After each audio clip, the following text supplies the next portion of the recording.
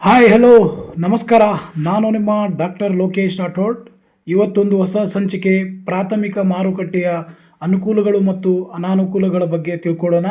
3ನೇ ಸೆಮಿಸ್ಟರ್ನಲ್ಲಿರುವ CEC financial institutions and market, ಹಣಕಾಸು ಸಂಸ್ಥೆಗಳು ಮತ್ತು ಮಾರುಕಟ್ಟೆ ವಿಷಯದಲ್ಲಿ ಈ ಒಂದು ಕ್ಲಾಸನ್ನು ಮಾಡ್ತಾ ಇದ್ದೇನೆ. ಸೊ ಎಲ್ರಿಗೂ ಅನುಕೂಲ ಆಗಲಿ ಅಂತ ಹೇಳಿ. ಸೊ ಹಾಗಾದರೆ ಪ್ರಾಥಮಿಕ ಮಾರುಕಟ್ಟೆಯ ಅನುಕೂಲಗಳು ಮತ್ತು ಅನಾನುಕೂಲಗಳ ಬಗ್ಗೆ ತಿಳ್ಕೊಳ್ಳೋಣ. ಪ್ರಾಥಮಿಕ ಮಾರುಕಟ್ಟೆ ಹಣಕಾಸು ವ್ಯವಸ್ಥೆಯ ಪ್ರಮುಖ ಅಂಗವಾಗಿದ್ದು, ಇಲ್ಲಿ ಕಂಪನಿಗಳು ಮೊದಲ ಬಾರಿಗೆ ಷೇರುಗಳು, ಡಿಬೆಂಚರ್ಗಳು ಮುಂತಾದ ಹೊಸ ಭದ್ರತೆಗಳನ್ನು ಸಾರ್ವಜನಿಕರಿಗೆ ಬಿಡುಗಡೆ ಮಾಡುತ್ತವೆ.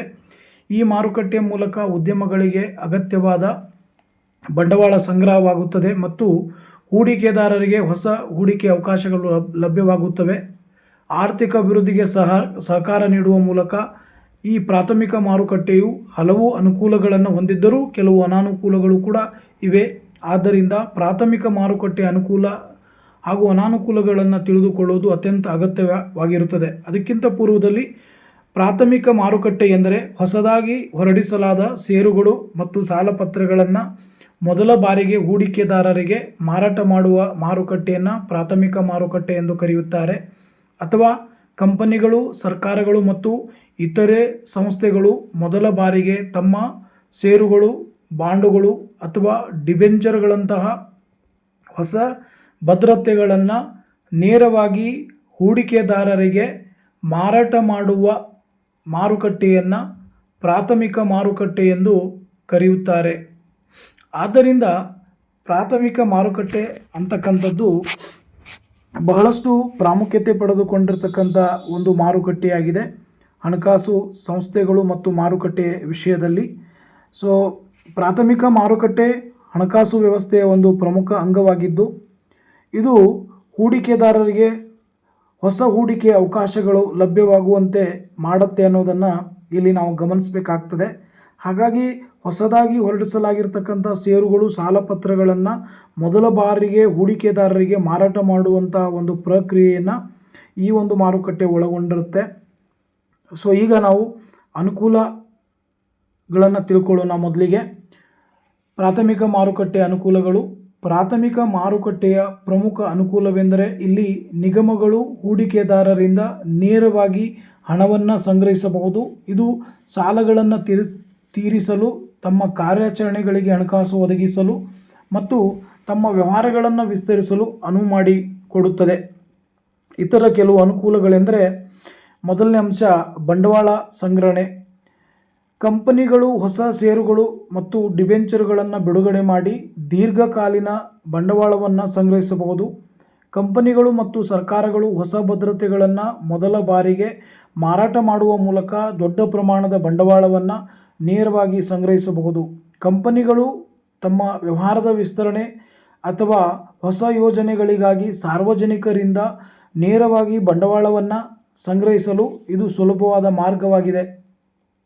ಕಂಪನಿಗಳು ತಮ್ಮ ಉದ್ಯಮದ ವಿಸ್ತರಣೆಗೆ, ಹೊಸ ಯೋಜನೆಗಳು ಅಥವಾ ಸಾಲ ತೀರಿಸಲು ಸಾರ್ವಜನಿಕರಿಂದ ನೇರವಾಗಿ ದೊಡ್ಡ ಮೊತ್ತದ ಹಣವನ್ನು ಬಂಡವಾಳವನ್ನು ಸಂಗ್ರಹಿಸುವಂತಹ ಒಂದು ಕಾರ್ಯವನ್ನು ಮಾಡುತ್ತವೆ.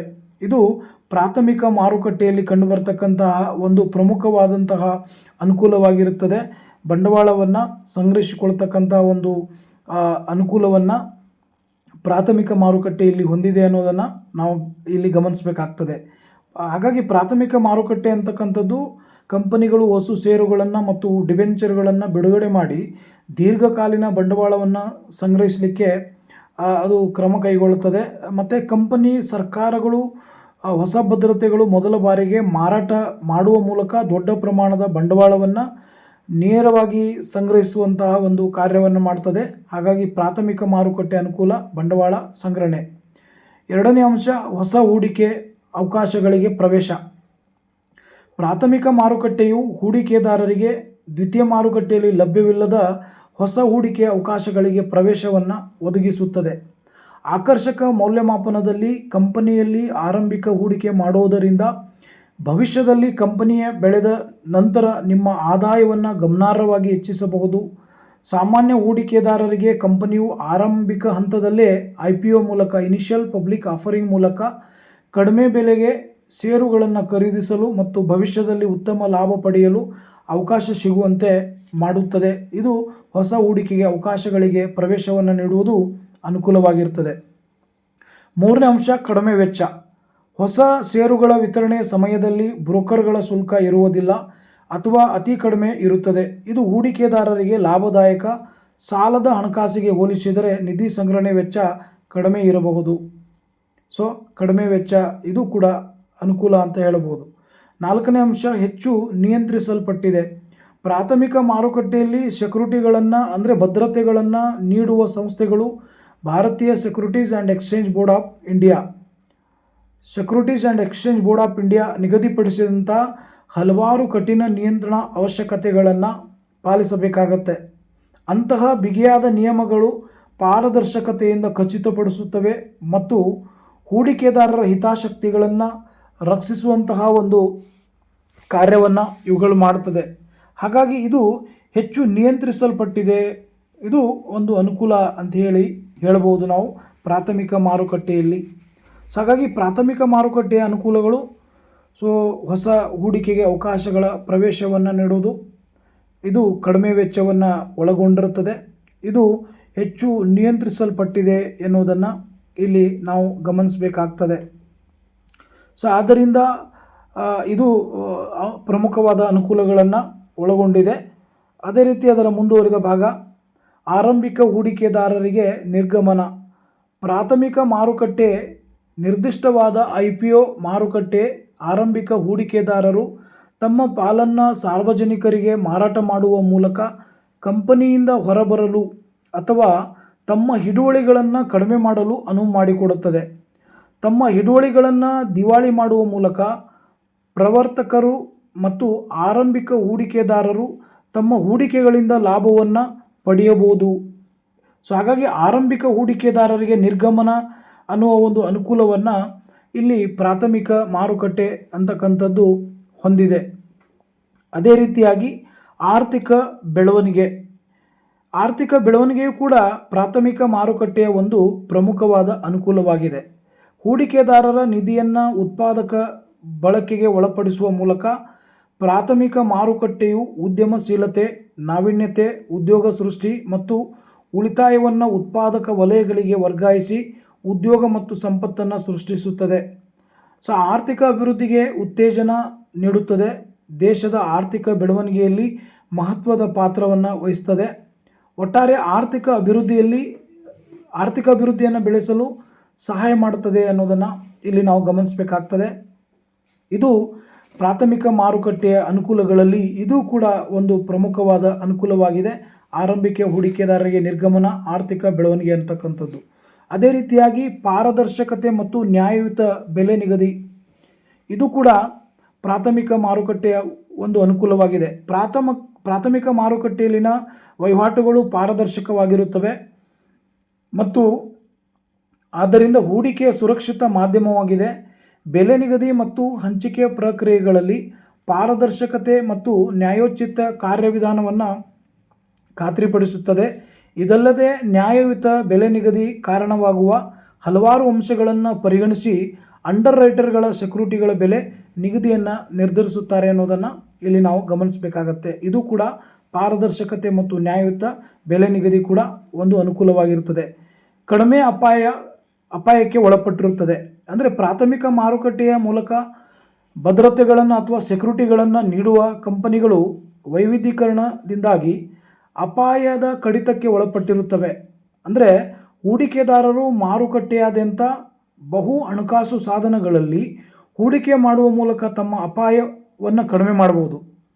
ಇದಲ್ಲದೆ ಪ್ರಾಥಮಿಕ ಮಾರುಕಟ್ಟೆಯ ಏರಿಳಿತಗಳಿಗೆ ಒಡ್ಡಿಕೊಳ್ಳುವುದಿಲ್ಲ ಮತ್ತು ಅದರಿಂದ ಸಂಭಾವ್ಯ ಮಾರುಕಟ್ಟೆ ಅಪಾಯಗಳು ಸೆಕ್ಯೂರಿಟಿಗಳ ಬೆಲೆಯ ಮೇಲೆ ಪರಿಣಾಮ ಬೀರುವುದಿಲ್ಲ. ಅಂದರೆ ಈ ಭದ್ರತೆಗಳ ಮೇಲೆ ಯಾವುದೇ ರೀತಿಯ ಪರಿಣಾಮಗಳನ್ನು ಅದು ಬೀರುವುದಿಲ್ಲ ಅನ್ನೋದನ್ನು ಇಲ್ಲಿ ನಾವು ಗಮನಿಸಬೇಕಾಗ್ತದೆ. ಹಾಗಾಗಿ ಪ್ರಾಥಮಿಕ ಮಾರುಕಟ್ಟೆ ಅನುಕೂಲಗಳಲ್ಲಿ ಪಾರದರ್ಶಕತೆ ಮತ್ತು ನ್ಯಾಯಯುತ ಬೆಲೆ ನಿಗದಿ ಮಾಡೋದು ಅದರೊಂದು ಅನುಕೂಲವಾಗಿರ್ತದೆ.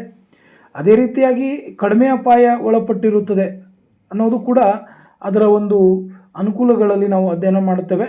ಅದೇ ರೀತಿಯಾಗಿ ಬೆಲೆ ಏರಿಕೆಯ ಲಾಭ, ಆರಂಭಿಕ ಸಾರ್ವಜನಿಕ ಕೊಡುಗೆ IPO ಇನಿಷಿಯಲ್ ಪಬ್ಲಿಕ್ ಆಫರಿಂಗ್ ಆರಂಭಿಕ ಸಾರ್ವಜನಿಕ ಕೊಡುಗೆ ಮೂಲಕ ಷೇರುಗಳನ್ನು ಮುಖಬೆಲೆಗೆ ಅಥವಾ ಕಡಿಮೆ ಬೆಲೆಗೆ ಪಡೆಯಬಹುದು. ಕಂಪನಿಯು ಉತ್ತಮ ಪ್ರಗತಿ ಸಾಧಿಸಿದಾಗ ಷೇರುಗಳ ಮೌಲ್ಯ ಹೆಚ್ಚಾಗಿ ಹೂಡಿಕೆದಾರರಿಗೆ ಹೆಚ್ಚಿನ ಲಾಭ ಸಿಗುವಂಥ ಸಾಧ್ಯತೆ ಇರುತ್ತದೆ. ಸೊ ಬೆಲೆ ಏರಿಕೆಯ ಲಾಭವು ಕೂಡ ಪ್ರಾಥಮಿಕ ಮಾರುಕಟ್ಟೆ ಒಂದು ಅನುಕೂಲವಾಗಿದೆ. ಅದೇ ರೀತಿ ಅನುಕೂಲಗಳಲ್ಲಿ ಕಂಪನಿಯ ಪ್ರತಿಷ್ಠೆ ಮತ್ತು ಬ್ರ್ಯಾಂಡ್ ಮೌಲ್ಯ ಹೆಚ್ಚಾಗುವುದು. ಇನಿಷಿಯಲ್ ಪಬ್ಲಿಕ್ ಆಫರ್ ಮೂಲಕ ಅಂದರೆ ಆರಂಭಿಕ ಸಾರ್ವಜನಿಕ ಕೊಡುಗೆಯ ಮೂಲಕ ಸಾರ್ವಜನಿಕರಿಗಾಗಿ ಷೇರುಗಳನ್ನು ನೀಡಿದ ನಂತರ ಕಂಪನಿ ದೊಡ್ಡ ಮಟ್ಟದಲ್ಲಿ ಪರಿವರ್ತನೆಯಾಗುತ್ತದೆ. ಜನರ ನಂಬಿಕೆ ಹೆಚ್ಚಾಗಿ ಬ್ಯಾಂಕುಗಳು ಹಾಗೂ ಇತರೆ ಸಂಸ್ಥೆಗಳು ಆ ಕಂಪನಿಗೆ ಸಹಕಾರವನ್ನು ಹೆಚ್ಚಿಸುತ್ತವೆ. ಇದು ದೀರ್ಘಾವಧಿಯಲ್ಲಿ ಕಂಪನಿಯು ಬಹಳಷ್ಟು ಲಾಭದಾಯಕವಾಗುವಂತೆ ಮಾಡುತ್ತದೆ. ಹಾಗಾಗಿ ಪ್ರಾಥಮಿಕ ಮಾರುಕಟ್ಟೆ ಇವೆಲ್ಲ ಅನುಕೂಲಗಳನ್ನು ಒಳಗೊಂಡಿದೆ. ಬೆಲೆ ಏರಿಕೆಯ ಲಾಭ, ಕಂಪನಿಯ ಪ್ರತಿಷ್ಠೆ ಮತ್ತು ಬ್ರ್ಯಾಂಡ್ ಮೌಲ್ಯ ಹೆಚ್ಚಾಗುವ ಮೂಲಕ ಪ್ರಾಥಮಿಕ ಮಾರುಕಟ್ಟೆಗೆ ಈ ರೀತಿಯ ಎಲ್ಲ ಅನುಕೂಲಗಳು ಲಭ್ಯವಾಗುತ್ತಿವೆ ಎನ್ನುವುದನ್ನು ಇಲ್ಲಿ ನಾವು ಗಮನಿಸಬೇಕಾಗತ್ತೆ. ಹಾಗಾಗಿ ಪ್ರಾಥಮಿಕ ಮಾರುಕಟ್ಟೆ ಹಲವಾರು ರೀತಿಯ ಅನುಕೂಲಗಳನ್ನು ಒಳಗೊಂಡಿದೆ. ಅದೇ ರೀತಿ ಹಲವಾರು ರೀತಿಯ ಅನಾನುಕೂಲಗಳನ್ನು ಒಳಗೊಂಡಿದೆ. ಪ್ರಾಥಮಿಕ ಮಾರುಕಟ್ಟೆಯ ಅನಾನುಕೂಲಗಳು. ಪ್ರಾಥಮಿಕ ಮಾರುಕಟ್ಟೆಯು ಹಲವಾರು ಅನುಕೂಲಗಳನ್ನು ನೀಡುತ್ತಿದ್ದರೂ ಅದರ ಜೊತೆಗೆ ಕೆಲವು ಅನಾನುಕೂಲತೆಗಳು ಕೂಡ ಇವೆ. ಕೆಲವು ನ್ಯೂನತೆಗಳು ಸಂಕ್ಷಿಪ್ತವಾಗಿ ನಾವು ಅವಲೋಕನ ಇಲ್ಲಿ ಮಾಡಬಹುದು. ಹೆಚ್ಚಿನ ವೆಚ್ಚಗಳು. ಪ್ರಾಥಮಿಕ ಮಾರುಕಟ್ಟೆಯ ಮೂಲಕ ಭದ್ರತೆಗಳನ್ನು ಅಥವಾ ಸೆಕ್ಯೂರಿಟಿಗಳನ್ನು ವಿತರಿಸುವುದು ಸಾಕಷ್ಟು ದುಬಾರಿಯಾಗಬಹುದು. ವಿತರಿಸುವ ಘಟಕಗಳು, ಅಂಡರ್ ರೈಟಿಂಗ್ ಮತ್ತು ಲೆಕ್ಕಪತ್ರ ಶುಲ್ಕಗಳು, ಕಾನೂನು ವೆಚ್ಚಗಳು ಮತ್ತು ನಿಯಂತ್ರಕ ಅನುಸರಣೆ ಶುಲ್ಕಗಳು ಸೇರಿದಂತೆ ವ್ಯಾಪಕ ಶ್ರೇಣಿಯ ವೆಚ್ಚಗಳನ್ನು ಭರಿಸಬೇಕಾಗುತ್ತದೆ.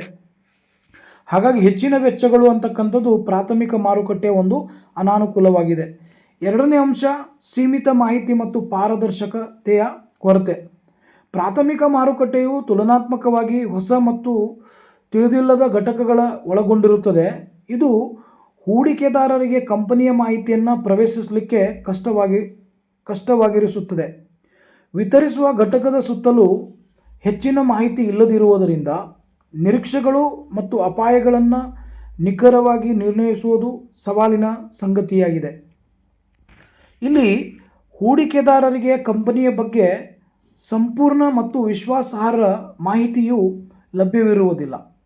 ಇದು ಅಪಾಯದ ಮೌಲ್ಯಮಾಪನವನ್ನು ಕಷ್ಟಕರವಾಗಿಸುತ್ತದೆ ಎನ್ನುವುದನ್ನು ಇಲ್ಲಿ ನಾವು ಗಮನಿಸಬೇಕಾಗ್ತದೆ. ಹಾಗಾಗಿ ಪ್ರಾಥಮಿಕ ಮಾರುಕಟ್ಟೆಯ ಅನಾನುಕೂಲಗಳನ್ನು ನೋಡಿದಾಗ ಹೆಚ್ಚಿನ ವೆಚ್ಚಗಳಾಗಿರ್ಬೋದು, ಸೀಮಿತ ಮಾಹಿತಿ ಅಥವಾ ಪಾರದರ್ಶಕತೆಯ ಕೊರತೆ ಈ ಒಂದು ಪ್ರಾಥಮಿಕ ಮಾರುಕಟ್ಟೆಯ ಅನಾನುಕೂಲತೆಗಳಲ್ಲಿ ಕಂಡುಬರ್ತದೆ.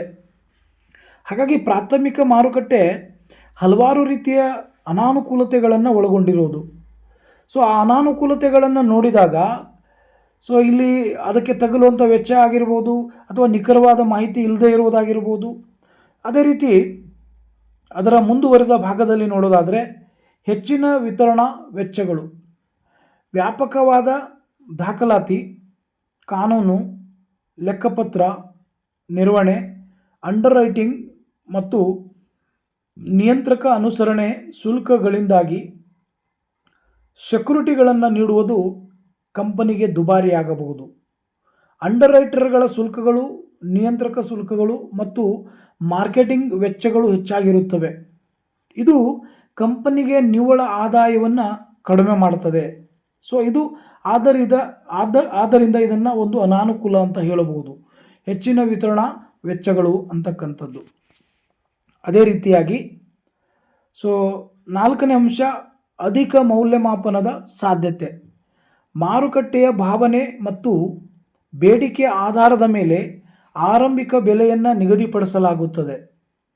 ಇದು ಆರ್ಥಿಕ ಮೌಲ್ಯಮಾಪನಕ್ಕೆ ಕಾರಣವಾಗಬಹುದು. ಷೇರುಗಳು ದ್ವಿತೀಯ ಮಾರುಕಟ್ಟೆಯಲ್ಲಿ ವ್ಯಾಪಾರ ಮಾಡಲು ಪ್ರಾರಂಭಿಸಿದ ನಂತರ ಹೂಡಿಕೆದಾರರಿಗೆ ನಷ್ಟ ಉಂಟಾಗಬಹುದು. ಮಾರುಕಟ್ಟೆಯಲ್ಲಿ ಉತ್ಸಾಹದಿಂದ ಭದ್ರತೆಗಳನ್ನು ಅತಿಯಾಗಿ ಮೌಲ್ಯಮಾಪನ ಮಾಡಬಹುದು. ಆದ್ದರಿಂದ ಇದು ಇಲ್ಲಿ ಕಂಡುಬರ್ತಕ್ಕಂಥ ಒಂದು ಪ್ರಮುಖ ಲಕ್ಷಣವಾಗಿದೆ ಎನ್ನುವುದನ್ನು ನಾವು ಗಮನಿಸಬೇಕಾಗ್ತದೆ. ಅದೇ ರೀತಿಯಾಗಿ ಮುಂದಿನ ಅಂಶ, ಸಣ್ಣ ಹೂಡಿಕೆದಾರರಿಗೆ ಅಪಾಯ.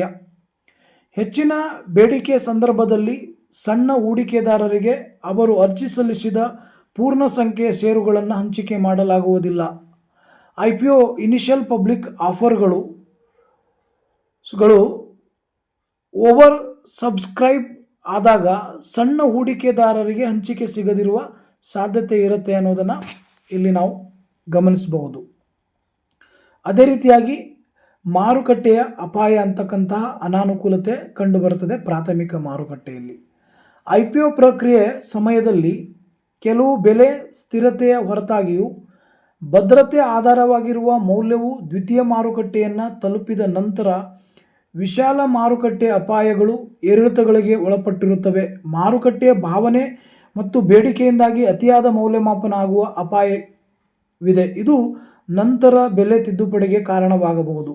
ಸಮಯ ವ್ಯಯ. ಪ್ರಾಥಮಿಕ ಮಾರುಕಟ್ಟೆಯಲ್ಲಿ ಷೇರು ವಿತರಣೆಯ ಪ್ರಕ್ರಿಯೆಗಳು ಸಮಯ ತಿಳಿದುಕೊಳ್ಳುವ, ಏಕೆಂದರೆ IPOಗೆ ಹೋಗುವ ಕಂಪನಿಯು ಆರಂಭದಲ್ಲಿ ಅಂಡರ್ ರೈಟರ್ಗಳನ್ನು ನೇಮಿಸಿಕೊಳ್ಳಬೇಕಾಗತ್ತೆ. ನಂತರ ಅಂಡರ್ ರೈಟರ್ ಕಂಪನಿಯ ಮಾರುಕಟ್ಟೆಗೆ ಮತ್ತು ಹಣಕಾಸುಗಳನ್ನು ವಿಶ್ಲೇಷಿಸಿ ಅಧ್ಯಯನ ಮಾಡಿದ ನಂತರ ಮುಂದಿನ ಪ್ರಕ್ರಿಯೆಗಳ ನಿರ್ಧರಿಸುತ್ತಾರೆ. ಈ ಸಂಪೂರ್ಣ ಪ್ರಕ್ರಿಯೆಯು ಅಂತಿಮವಾಗಿ ಮಾರುಕಟ್ಟೆಯಿಂದ ಹಣವನ್ನು ಸಂಗ್ರಹಿಸಲು ಸಾಕಷ್ಟು ಸಮಯವನ್ನು ತೆಗೆದುಕೊಳ್ಳುತ್ತದೆ ಅನ್ನೋದನ್ನು ಇಲ್ಲಿ ನಾವು ಗಮನಿಸಬೇಕಾಗ್ತದೆ. ಆದ್ದರಿಂದ ಸಣ್ಣ ಹೂಡಿಕೆದಾರರಿಗೆ ಅಪಾಯ ಉಂಟಾಗಬಹುದು, ಅಥವಾ ಮಾರುಕಟ್ಟೆ ಅಪಾಯ ಉಂಟಾಗಬಹುದು, ಅಥವಾ ಸಮಯದ ವ್ಯಯವಾಗಬಹುದು. ಇವೆಲ್ಲವೂ ಕೂಡ ನಾವು ಪ್ರಾಥಮಿಕ ಮಾರುಕಟ್ಟೆಯಲ್ಲಿ ಕಂಡುಬರ್ತಕ್ಕಂತಹ ಅನಾನುಕೂಲಗಳು ಅಂತ ನಾವು ಹೇಳಬಹುದು. ಹಾಗಾಗಿ ಹೀಗೆ ಹಲವಾರು ರೀತಿಯ ಅನಾನುಕೂಲಗಳನ್ನು ಇಲ್ಲಿ ಪ್ರಾಥಮಿಕ ಮಾರುಕಟ್ಟೆ ಅಂತಕ್ಕಂಥದ್ದು ಒಳಗೊಂಡಿದೆ. ಆ ಪ್ರಾಥಮಿಕ ಮಾರುಕಟ್ಟೆ ಒಳಗೊಂಡಿರ್ತಕ್ಕಂಥ ಅನಾನುಕೂಲತೆಗಳು ಎಷ್ಟೊಂದು ಪರಿಣಾಮಗಳನ್ನು ಬೀರುತ್ತದೆ ಅನ್ನೋದನ್ನು ಇಲ್ಲಿ ನಾವು ತಿಳಿದುಕೊಂಡಿದ್ದೇವೆ. ಅದು ಸಣ್ಣ ಹೂಡಿಕೆದಾರರಿಗೆ ಅಪಾಯವನ್ನು ಉಂಟು ಮಾಡಬಹುದು, ಅಥವಾ ಮಾರುಕಟ್ಟೆಗೆ ಅಪಾಯವನ್ನು ತಂದುಕೊಡಬಹುದು, ಅಥವಾ ಸಮಯದ ವ್ಯಯವಾಗಬಹುದು. ಅದರ ಜೊತೆಯಲ್ಲಿ ಮುಂದುವರೆದ ಭಾಗದಲ್ಲಿ ನೋಡೋದಾದರೆ ನಿಯಂತ್ರಕ ಅಡೆತಡೆಗಳು. ಸಾರ್ವಜನಿಕವಾಗಿ ಬಿಡುಗಡೆ ಮಾಡುವ ಕಂಪನಿಗಳು ವ್ಯಾಪಕವಾದ ನಿಯಂತ್ರಕ ಅವಶ್ಯಕತೆಗಳನ್ನು ಪಾಲಿಸಬೇಕು. ಇದು ಸಮಯ ತೆಗೆದುಕೊಳ್ಳುತ್ತದೆ ಮತ್ತು ಸವಾಲುಗಳನ್ನು ಉಂಟು ಮಾಡಬಹುದು. ಸಾರ್ವಜನಿಕವಾಗಿ ಬಿಡುಗಡೆ ಮಾಡಲು ಸೆಬಿ ನಿಯಮಗಳು ರೂಪಿಸಿದೆ. ಇದು ಕಷ್ಟಕರವಾಗಿರುತ್ತದೆ ಮತ್ತು ಪ್ರಕ್ರಿಯೆಗಳನ್ನು ಸಂಕೀರ್ಣಗೊಳಿಸುತ್ತದೆ ಅನ್ನೋದನ್ನು ನಾವು ಗಮನಿಸಬೇಕಾಗ್ತದೆ. ಮಾಲೀಕತ್ವದ ದುರ್ಬಲಗೊಳಿಸುವಿಕೆ, ಇದು ಕೂಡ ಒಂದು ಅನಾನುಕೂಲ ಅಂತ ಹೇಳಬಹುದು. ಪ್ರಾಥಮಿಕ ಮಾರುಕಟ್ಟೆಯಲ್ಲಿ ಹೊಸ ಷೇರುಗಳನ್ನು ನೀಡಿದಾಗ ಅಸ್ತಿತ್ವದಲ್ಲಿರುವ ಷೇರುದಾರರು ತಮ್ಮ ಮಾಲೀಕತ್ವದ ಪಾಲನ್ನು ದುರ್ಬಲಗೊಳಿಸಬಹುದು ಅನ್ನುವ ಒಂದು ಅನಾನುಕೂಲತೆಯನ್ನು ಇದು ಒಳಗೊಂಡಿದೆ. ಅದೇ ರೀತಿಯಾಗಿ ಕಡಿಮೆ ದ್ರವ್ಯತೆ, ಇದು ಕೂಡ ಒಂದು ಅನಾನುಕೂಲತೆ ಅಂತ ಹೇಳಬಹುದು. ಆರಂಭಿಕ ಹೂಡಿಕೆಗಳನ್ನು ಸಾಮಾನ್ಯವಾಗಿ ಲಾಕ್-ಇನ್ ಅವಧಿಯಲ್ಲಿ ಇಡಲಾಗುತ್ತದೆ. ಇದು ಹೂಡಿಕೆದಾರರಿಗೆ ತಕ್ಷಣವೇ ತಮ್ಮ ಷೇರುಗಳನ್ನು ಮಾರಾಟ ಮಾಡಲು ಅಡ್ಡಿಪಡಿಸುವಂಥ ಒಂದು ಕಾರ್ಯವನ್ನು ಮಾಡ್ತದೆ. ಹಾಗಾಗಿ ಪ್ರಾಥಮಿಕ ಮಾರುಕಟ್ಟೆ ಅಂತಕ್ಕಂಥದ್ದು ಹಲವಾರು ರೀತಿಯ ಅನಾನುಕೂಲತೆಗಳನ್ನು ಇಲ್ಲಿ ಒಳಗೊಂಡಿದೆ ಅನ್ನೋದನ್ನು ನಾವು ಸ್ಪಷ್ಟವಾಗಿ ತಿಳ್ಕೊಳ್ಬೇಕಾಗ್ತದೆ. ಈ ಮುಂದುವರೆದ ಭಾಗದಲ್ಲಿ ನೋಡಿದಾಗ ನಿಯಂತ್ರಕ ಅಡೆತಡೆಗಳು ಅಲ್ಲಿ ಕಂಡುಬರ್ತದೆ. ಮಾಲೀಕತ್ವದ ದುರ್ಬಲಗೊಳಿಸುವಿಕೆ ಕಂಡುಬರ್ತದೆ. ಕಡಿಮೆ ದ್ರವ್ಯತೆಯನ್ನು ಹೊಂದಿದೆ ಅಂತಕ್ಕಂಥ ಒಂದು ಅನಾನುಕೂಲತೆ ಇಲ್ಲಿ ಕಂಡು ಬರ್ತಾ ಇದೆ ಅನ್ನೋದನ್ನು ನಾವು ಗಮನಿಸಬಹುದು. ಹೀಗೆ ಹಲವಾರು ರೀತಿಯ ಅನಾನುಕೂಲಗಳನ್ನು ಇಲ್ಲಿ ಪ್ರಾಥಮಿಕ ಮಾರುಕಟ್ಟೆ ಒಳಗೊಂಡಿದೆ ಅನ್ನೋದನ್ನು ನಾವು ಸ್ಪಷ್ಟವಾಗಿ ತಿಳಿದುಕೊಂಡಿದ್ದೇವೆ. ಹಾಗಾಗಿ ಎಲ್ಲ ಅನಾನುಕೂಲಗಳನ್ನು ನೋಡಿದಾಗ, ಅನುಕೂಲ ಮತ್ತು ಅನಾನುಕೂಲಗಳನ್ನು ನೋಡಿದಾಗ ಹೇಗೆ ಅನುಕೂಲಗಳಿದ್ದಾವೆ ಹಾಗೆ ಅನಾನುಕೂಲವೂ ಕೂಡ ಪ್ರಾಥಮಿಕ ಮಾರುಕಟ್ಟೆಯಲ್ಲಿ ಇದ್ದಾವೆ ಅನ್ನೋದನ್ನು ಇಲ್ಲಿ ನಾವು ಗಮನಿಸಬೇಕಾಗತ್ತೆ. ಹಾಗಾದರೆ ಅದರ ಉಪಸಂಹಾರವನ್ನು ನೋಡೋಣ. ಪ್ರಾಥಮಿಕ ಮಾರುಕಟ್ಟೆ ಉದ್ಯಮಗಳ ಬಂಡವಾಳ ಅಗತ್ಯವನ್ನು ಪೂರೈಸುವ ಮೂಲಕ ಆರ್ಥಿಕ ಅಭಿವೃದ್ಧಿಗೆ ಮಹತ್ವದ ಪಾತ್ರವನ್ನು ವಹಿಸುತ್ತದೆ. ಇದು ಹೊಸ ಉದ್ಯಮಗಳ ಸ್ಥಾಪನೆಗೆ, ವಿಸ್ತರಣೆಗೆ ಮತ್ತು ಉದ್ಯೋಗ ಸೃಷ್ಟಿಗೆ ಸಹಾಯ ಮಾಡುತ್ತದೆ. ಅದೇ ಸಮಯದಲ್ಲಿ ಅಪಾಯ, ಮಾಹಿತಿಯ ಕೊರತೆ ಮತ್ತು ಹೂಡಿಕೆದಾರರಿಗೆ ಸಂಭವಿಸಬಹುದಾದಂತಹ ನಷ್ಟಗಳಂತಹ ಕೆಲವು ಅನಾನುಕೂಲಗಳಿವೆ. ಆದ್ದರಿಂದ ಪ್ರಾಥಮಿಕ ಮಾರುಕಟ್ಟೆಯನ್ನು ಪರಿಣಾಮಕಾರಿಯಾಗಿ ಬಳಸಿಕೊಳ್ಳಲು ಸೂಕ್ತ ನಿಯಂತ್ರಣ ಮತ್ತು ಪಾರದರ್ಶಕತೆ ಮತ್ತು ಹೂಡಿಕೆದಾರರ ಜಾಗೃತಿ ಅಗತ್ಯವಾಗಿದೆ. ಸೊ ಹೀಗೆ ಇವತ್ತಿನ ಕ್ಲಾಸಲ್ಲಿ ನಾನು ವಿಶೇಷವಾಗಿ ಪ್ರಾಥಮಿಕ ಮಾರುಕಟ್ಟೆಯ ಅನುಕೂಲ ಅನಾನುಕೂಲಗಳ ವಿವರಣೆಯನ್ನು ನೀಡಿದ್ದೇನೆ. ಇದು ಮುಂಬರುವ ಪರೀಕ್ಷೆಗಳಲ್ಲಿ ವಿದ್ಯಾರ್ಥಿಗಳಿಗೆ ಅನುಕೂಲವಾಗಬಹುದು. ಸೊ ವಿದ್ಯಾರ್ಥಿಗಳ ಅನುಕೂಲಕ್ಕೋಸ್ಕರ ವಿದ್ಯಾರ್ಥಿಗಳ ಬೇಡಿಕೆಯಂತೆ ಈ ಒಂದು ಕ್ಲಾಸನ್ನು ಮಾಡಿದ್ದೇನೆ. ಇದರ ಉಪಯೋಗವನ್ನು ಪಡಿಸಿಕೊಳ್ಳಿ ಅಂತ ಹೇಳ್ತಾ ಇವತ್ತಿನ ಕ್ಲಾಸಿಗೆ ಧನ್ಯವಾದ.